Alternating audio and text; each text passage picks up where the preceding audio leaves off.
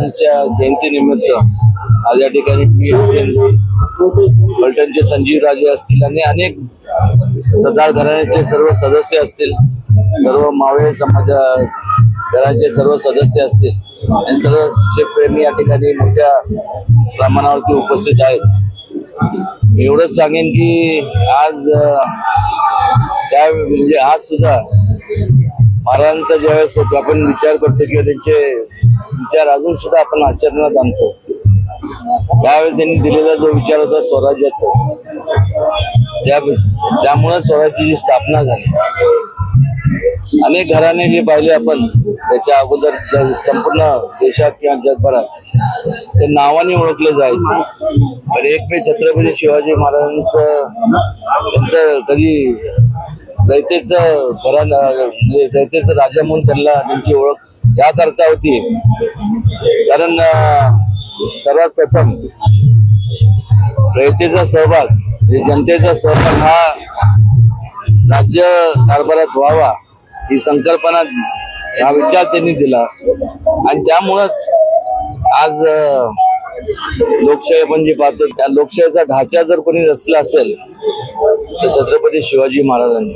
आणि आज एवढ्या मोठ्या थोर व्यक्ती म्हणजे युगपुरुषाच्या जयंतीनिमित्त आपण पाहतो आज 395 वर्ष होऊन देखील ठिकठिकाणी एवढ्या मोठ्या प्रमाणावरती आज त्यांचा उदो केला जातो. त्याचं मूळ कारण म्हणजे की इतर जे संपूर्ण राजघराणे इतर जे काय ते स्वतःच्या त्यांचं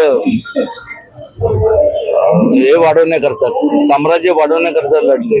छत्रपती शिवाजी महाराज हे लोकांवरती होणारा जो अन्याय, त्या अन्यायाला वाचा फोडण्याकरता किंवा अन्याय मोडून काढण्याकरता त्यांनी संपूर्ण आयुष्य वेचलं आणि त्यामुळेच इतर ह्या संपूर्ण जगभरात कुठल्याही देशातले आपण गेलो तर त्या देशातले जे कोण मोठे योद्धे झाले त्या योद्ध्यांचं कुठेही आपण त्यांच्या धार्मिक स्थळात जे काय असेल म्हणजे आपण त्यांची मूर्ती किंवा त्यांचं प्रतिमा आपल्याला पाहायला मिळत नाही.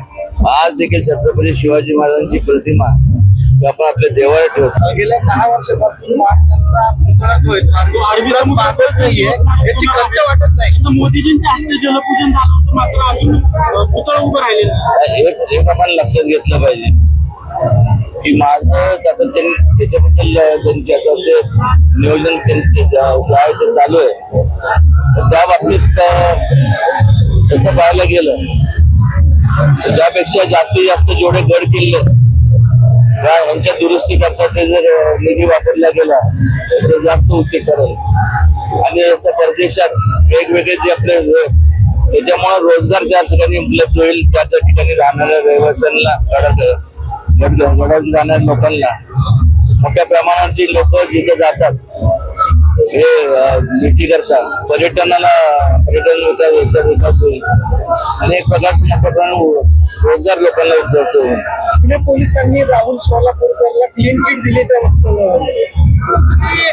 त्यांचं जे वक्तव्य आहे त्या वक्तव्य पाहिल्यानंतर पोलीस आयुक्त म्हणतात की गुन्हा दाखल करण्यासारखी काही गोष्ट नाही. मी बघितली नाही ते, पण असं पण म्हणत असेल तर त्यांनी थोडस स्वतःच चेकअप करून घेतलं पाहिजे. क्लीन चिट देण्यासारखं त्यात म्हणजे काय क्लीन चिट कसं देणार तुम्ही? म्हणजे लाच हा जो प्रकार आहे महाराजांनी दिला कमाल असं जर पण म्हणत असेल तर माझं त्याबद्दल मी ऑलरेडी याबद्दलच मत व्यक्त केलं. एबीपी माझा, उघडा डोळे बघा नीट.